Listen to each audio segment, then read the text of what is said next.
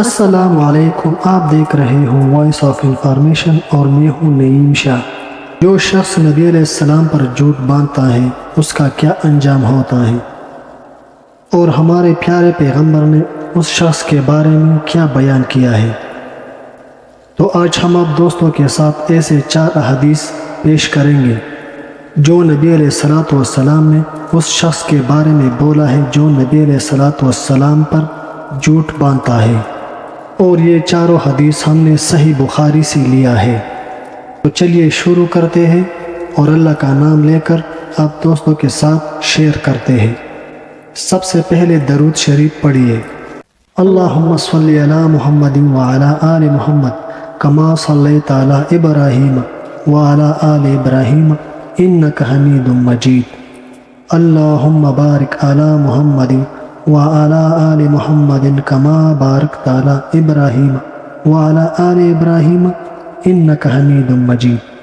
حدیث number 1 international numbering کے مطابق۔ حدیث نمبر 1، ابو بکر بن ابی شیبہ نیز محمد بن مسانہ اور ابن بشار نے کہا، ہم سے محمد بن جعفر نے شیبہ سے حدیث بیان کی، انہوں نے منصور سے، انہوں نے رابعہ بن حراش سے روایت کی کہ انہوں نے حضرت علی رضی اللہ تعالیٰ عنہ سے سنا، جب وہ خطبہ دے رہے تھے، کہا رسول اللہ صلی اللہ علیہ وآلہ وسلم نے فرمایا، مجھ پر جھوٹ نہ بولو، بلا شبہ جس نے مجھ پر جھوٹ بولا وہ جہنم میں داخل ہوگا۔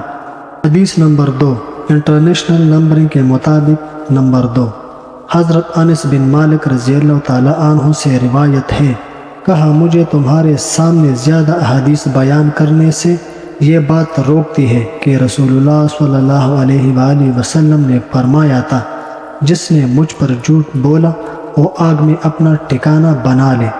حدیث نمبر 3 انٹرنیشنل نمبرنگ کے مطابق۔ حضرت ابو ہریرہ رضی اللہ تعالیٰ عنہ سے روایت ہے، کہا رسول اللہ صلی اللہ علیہ وآلہ وسلم نے فرمایا، جس نے مجھ پر جھوٹ بولا وہ آگ میں اپنا ٹھکانہ بنا لے۔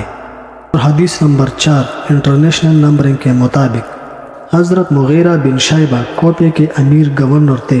مغیرہ نے کہا، میں نے رسول اللہ صلی اللہ علیہ وآلہ وسلم سے سنا، آپ فرما رہے تھے، مجھ پر جھوٹ بولنا اس طرح نہیں جیسے میرے علاوہ کسی ایک عام آدمی پر جھوٹ بولنا، جس نے جان بوجھ کر مجھ پر جھوٹ بولا وہ جہنم میں اپنا ٹھکانہ بنا لے۔ اللہ تعالی ہمیں ایسے گناہوں سے بچائے۔ جو بات بھی آپ بیان کر رہے ہو سب سے پہلے آپ نے اس کی تحقیق کرنی ہے۔